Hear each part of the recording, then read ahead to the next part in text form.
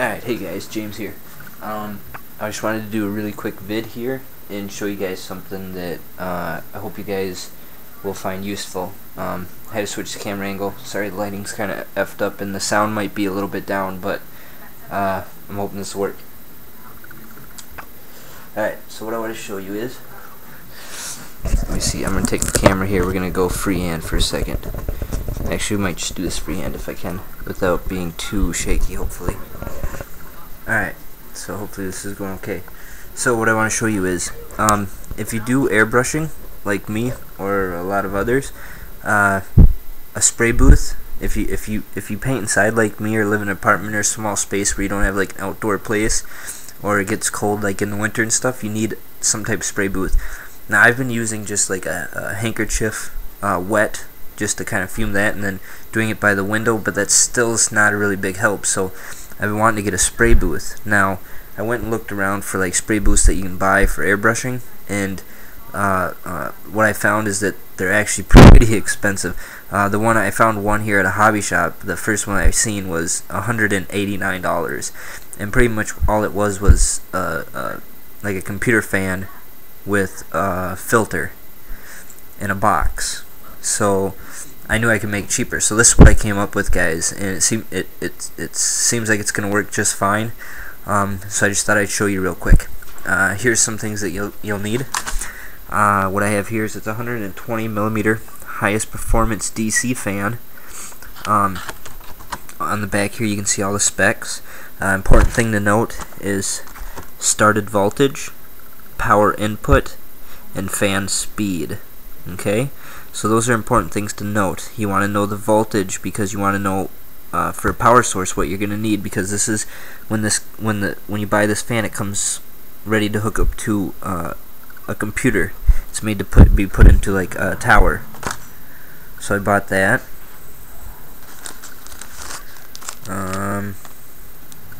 Butt connectors. You'll need some of those small ones. Metal or wire snips. X-Acto knife. Some kind of pin vise or a small drill or a Dremel, and a small screwdriver set. And I like to use I use this round file to help out to make a hole into the tub. Alright, other thing you'll need is a tub, like a Tupperware tub, something that's not too big but not too small either, something that when turned on its side you could use it. And then you'll also need some silicone caulking to fill the gap between the fan. So what I did was took the fan, I cut out in the Tupperware thing, I cut out a square just like that, so that that's where the fan can go. So I cut that out. So here's the chunk I cut out there. I just used an X-Acto knife, it's plastic, so started it with just a couple holes, then cut out a square. Pretty easy to do.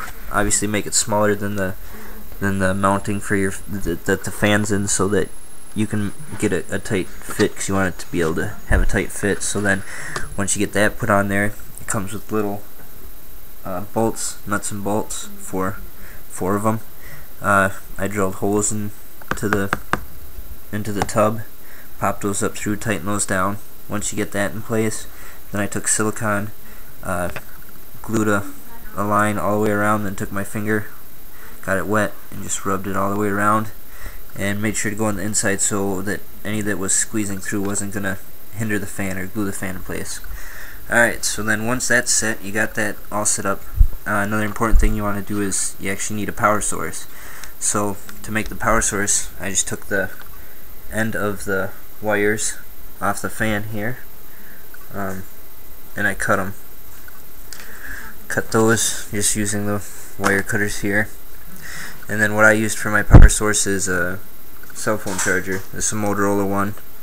Now these can be expensive if you go and buy one, but I guarantee if you look around, ask someone will have an old one for a phone that they don't use anymore that they'll give you.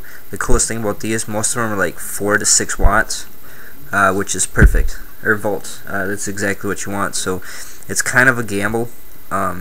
Most of them, this one didn't have the output on it, so it was kind of risky, but ended up working out alright. So all I did was splice it, you know, I cut the end off that as well. Let me see here.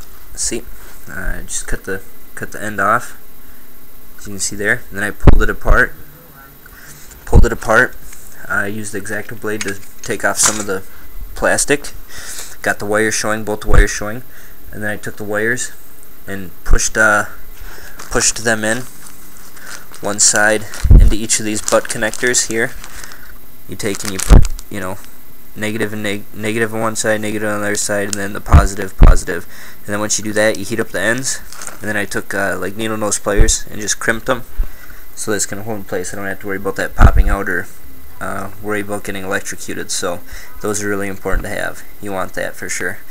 Now, important thing is, now on a lot of these cell phones, they're not gonna be, you know, they're not gonna be red and black for your ground or for your positive negative charge. So I was lucky on this one. It did have on one of the wires, if you can see there, had little white rectangles.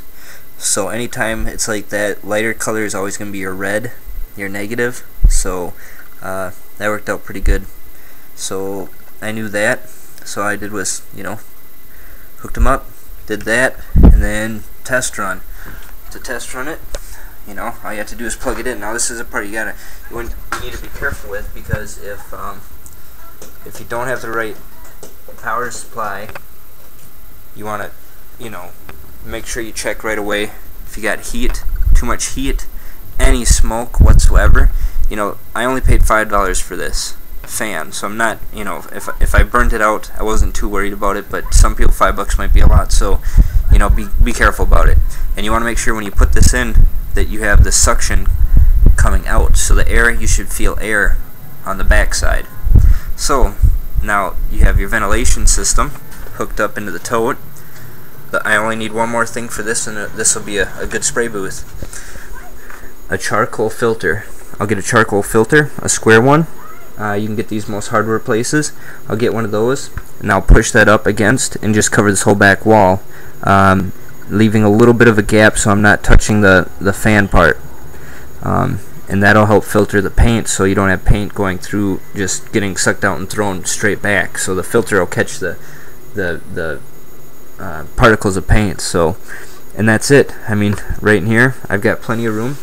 This is big enough for me to do what I need to get done here. It's not very big. I can sit on top of my desk, and I can bring it with me pretty much anywhere. And I've got myself a little spray booth. I'd still suggest wearing a mask and checking out and making sure that this thing sucks enough ventilation through, which mine works pretty good. It sucks it through pretty decently. You are going to lose some once you put the filter in.